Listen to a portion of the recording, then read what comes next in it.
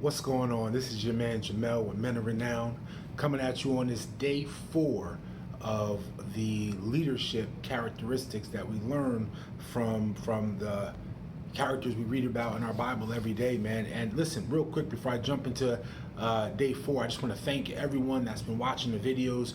I've been getting some pretty good responses from them. So, man, listen, again, I appreciate you guys taking the time to watch these short videos. I pray that it is a blessing to you and that through them, God is showing you what it means to be a leader based on biblical standards and principles. Real quick, let me do a recap on what we've discussed so far, just on the characteristics.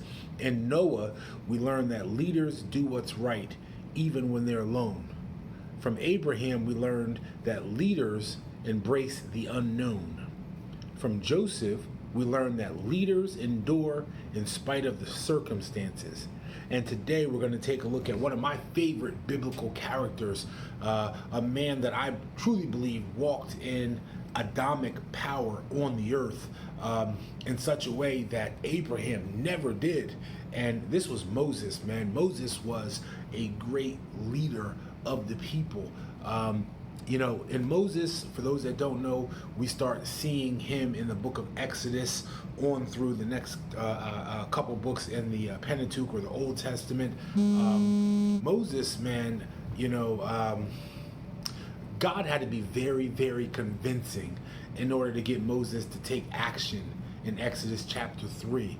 If you want to really read and see how God calls a man, God never, and it doesn't matter who it is, Isaiah, Ezekiel, Paul, Peter, John, you don't see the call of man in its entirety as you see the call of God to Moses.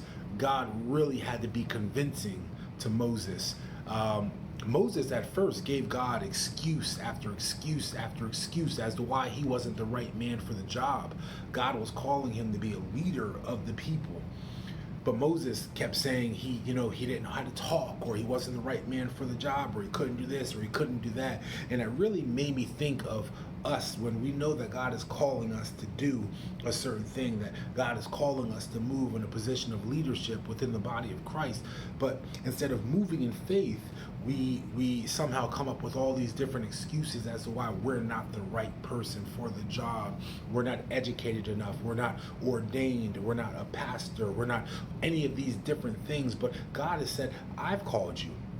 He told Moses, he says, who do you think gave you that tongue?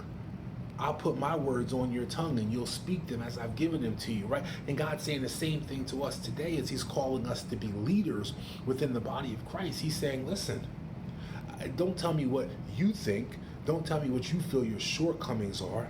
Am I not God? The tongue that's in your mouth, did I not put that there? I can fill you with the words. I can give you the knowledge, the wisdom, and the understanding to be the leader that I've called you to be in your sphere of influence and do the things necessary to bring me glory, right?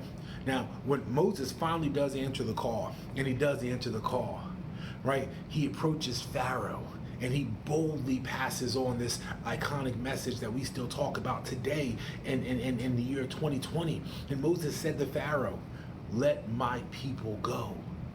The Israelites, Moses' native people, had been enslaved in Egypt, and Moses was the one enlisted to lead them to freedom. But see, if Moses didn't hear the call of God, if Moses didn't see the burning bush on Mount Horeb and the presence of God there on top of that mountain, and he went out of curiosity to investigate what God was doing up there, we might not have had Moses freeing the Israelites. See, one thing that I always look at when I look at the story of Moses is that leaders also have to be curious, right? We have to have a level of curiosity because God is constantly showing us things. But if we're not curious, if we're not, alert and watchful, the way Moses had to have been alert and watchful on that mountain with everything going on around him to see that mighty presence of God, then we'll miss the calling, right? I caution you, be alert, be watchful, the way Moses was alert and watchful, but also be curious, because it's in that curiosity that God calls us, and he leads us into the next great expedition, the next great mission, the next great outreach. that he's called you to be a leader in. And so Moses went to Pharaoh and he said, let my people go, because he answered the call.